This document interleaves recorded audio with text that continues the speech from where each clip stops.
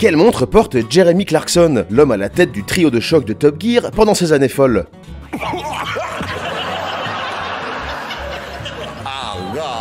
Ce fanatique de voiture, qui a passé son permis à bord de la superbe Bentley Type R de son grand-père, semble être au moins aussi passionné d'horlogerie que de moteur, comme on va le découvrir avec sa collection impressionnante. Top Gear était tout d'abord un magazine automobile anglais de 30 minutes, programmé sur la BBC de 1977 à 2001. Il fut présenté par de nombreux hôtes différents, dont Jeremy Clarkson, pendant quelques années. Suite à cela, c'est lui qui sera à l'origine de la renaissance du programme en 2002. Cette nouvelle formule pour l'époque se concentre alors sur les courses, les voyages et les challenges de plus en plus originaux et parfois absurdes. Wow! Cette recette fait un carton, et les autres principaux, Jeremy Clarkson, James May et Richard Hammond, sont pour beaucoup dans ce succès. Jeremy fait donc partie du duo qui a relancé Top Gear en 2002, et sa collection est pour le moins hétéroclite. C'est un véritable puits de science et de culture, qui fait souvent preuve de très bon goût dans ses choix de mode et d'accessoires. En termes de sens de l'humour et de prise de position, il est en revanche un peu plus violent que la moyenne. On rappelle qu'il s'est fait virer de Top Gear après avoir frappé le producteur, suite à une négociation qui n'allait pas dans son sens. Sympa, Jeremy. Il a aussi été attaqué par plusieurs marques comme Rover, Nissan ou encore Tesla, le blâmant pour ses avis diffamatoires, mais aussi par des pays comme l'Allemagne, la Roumanie ou le Mexique, qui ont fait les frais de plaisanteries un peu lourdes. Mais aujourd'hui, on se concentre sur ses poignets. Du haut de ses 1m96, Jeremy est un personnage imposant qui peut se permettre d'aller fouiller dans les gros, voire les très gros diamètres, comme on va le voir tout de suite. On verra aussi qu'il s'accorde quelques montres plus discrètes, et on finira par se pencher sur une montre d'une marque parfois clivante sur le secteur. On commence avec une pièce relativement peu connue, une Shinola de Canfield, chronographe américain en acier de 43 mm, entraîné par un mouvement à quartz assemblé à Détroit à partir de composants suisses. Shinola fut créée en 2011 à Détroit, et la manufacture qu'ils ont ouverte en 2012 était la première en Amérique depuis plus de 50 ans. Les versions actuelles de la Canfield se trouvent aux alentours de 850 $, soit environ 750 €. Pour se pencher sur une marque un peu plus connue, découvrons les différentes pièces de chez le géant Omega au poignet de l'ex-leader du trio. On sait d'ailleurs que cette marque touche aussi ses deux acolytes. Dites-nous en commentaire si vous voulez voir leur collection, elles sont assez dingues elles aussi.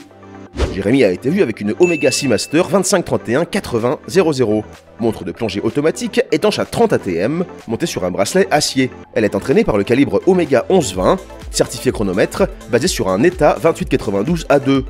La montre se trouve souvent d'occasion aux alentours de 3000 €. Avec ses 41 mm, elle est la plus discrète des Omega du pilote, qui est d'ailleurs aussi batteur à ses heures perdues.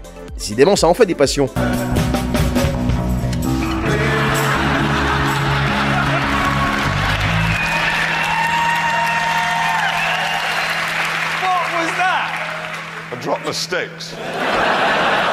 Chez la même marque, on passe sur du 45,5 mm de diamètre avec sa Omega Seamaster Planet Ocean, pièce automatique étanche à 600 mètres de profondeur, montée sur un bracelet caoutchouc.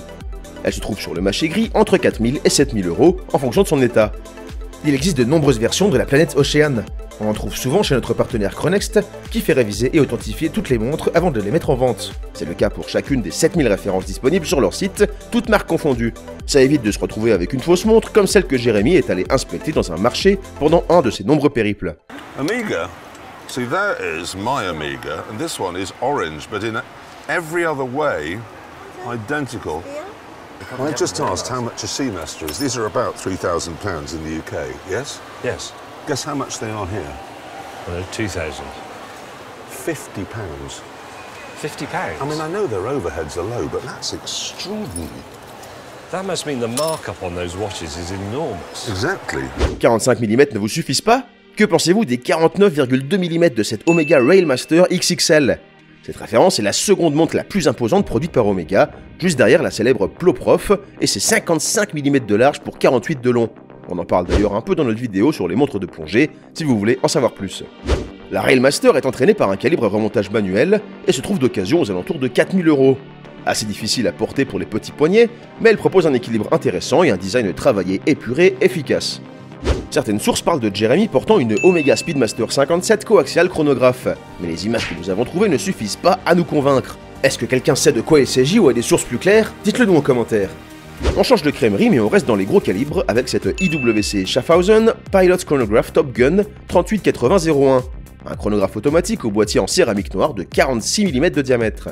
Elle n'est plus produite par la marque, mais se trouve souvent sur le marché gris aux alentours de 7500 €. On passe dans la montre d'explorateur avec une marque dont on avait parlé dans notre vidéo sur les collections des aventuriers, Bremont. Monsieur Clarkson a été vu avec 2 pièces de cette maison britannique, créée en 2002, une Bremont Alt 1C PW, chronographe automatique au cadran blanc, entraîné par le BE50AE sur une base du célèbre ETA 7750, prix catalogue 5 745 €. Et une Bremont Alt 1C GN, seconde version du même chronographe, cette fois-ci au beau cadran vert profond et sous cadran blanc crème. Pour rester dans la montre d'aventure et de terrain, on a pu le voir avec une Casio G-Shock blanche, encore une pièce imposante, cette fois-ci en résine, qui semble bien être une référence GAW 100B 7AER, une montre au prix catalogue aux alentours de 100 €. Il termine donc de prouver qu'il aime aussi les pièces modestes. Avant de découvrir une montre qui sort complètement du lot par rapport au reste de sa collection, découvrons 4 montres de chez Breitling portées par l'amoureux de l'Hexagone. Et oui, Jérémy adore la France. Il en a parlé dans une interview en expliquant que le pays avait ses côtés discutables, comme par exemple des serveurs désabusés et des fermiers brûleurs de moutons, en rapport aux protestations ultra-violentes des fermiers français contre l'importation d'animaux au tout début des années 90. Mais il a surtout dit que la France c'était le ski, Saint-Tropez, Biarritz, le vin, le fromage et beaucoup d'autres réussites. Il a ajouté qu'il aimait la façon de faire à la française, qui consistait à regarder ce que faisait le monde entier et à faire le contraire. Intéressante vision de l'Hexagone, monsieur Clarkson. Bizarre qu'aucune montre française ne fasse partie de sa collection. Ah! Monsieur, où est la boulangerie? Il est là, Ouais, 200 mètres. super. Tout loin. Merci. Oh là là! Au revoir, monsieur. Merci, monsieur.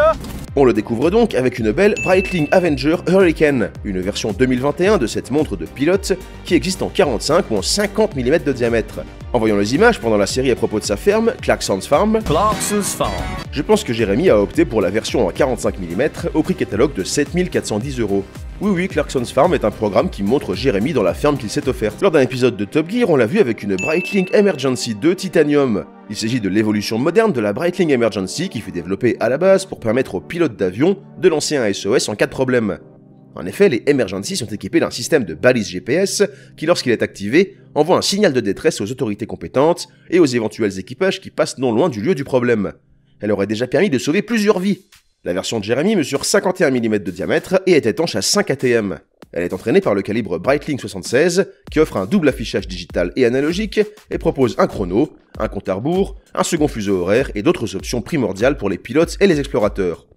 Elle annonce un prix catalogue de 14 810 € sur un bracelet en titane. Toujours chez la même marque, voilà une Breitling Chronomat Biton, or et acier montée sur un bracelet en cuir brun, une montre en partie similaire à celle que l'on trouve dans la collection de Jean-Paul Belmondo, dont on a parlé il y a peu. Vous plaisez aux femmes? Je ne sais pas. Cette pièce respire le vintage et les montres de pilote des années 80 et 90.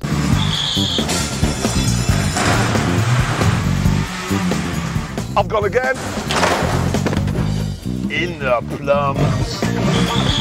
Pour finir, on découvre une montre d'une marque souvent clivante sur le secteur, une U-Boat Classico chronographe. On connaît maintenant Jérémy en tant qu'amateur de très gros diamètre, ce qui explique certainement en partie le choix de cette pièce italienne de 47 mm sur un bracelet en cuir. U-Boat fut créée en l'an 2000 par Italo Fontana. La marque est parfois comparée à une fashion brand, et les diamètres qui flirtent souvent avec les 50 mm en rebutent certains. Mais on trouve quelques pièces étanches à 1000 mètres, et d'autres utilisant des technologies assez rarement vues en horlogerie, comme les bains d'huile par exemple. En tout cas, cela prouve que Jérémy n'a pas peur de porter des pièces boudées par certains puristes, et qu'il décide de vivre sa passion comme il l'entend. En termes de voiture, c'est possiblement la même logique qui explique son amour pour la Volvo XC90, alors qu'il a eu l'occasion de conduire certains des bolides les plus incroyables de la planète. Et vous, que pensez-vous de U-Boat? Et pensez-vous que Jérémy fait bien de penser ainsi? Donnez-nous votre avis en commentaire. Abonnez-vous pour nous soutenir et à bientôt sur lecalibre.com. Just press like.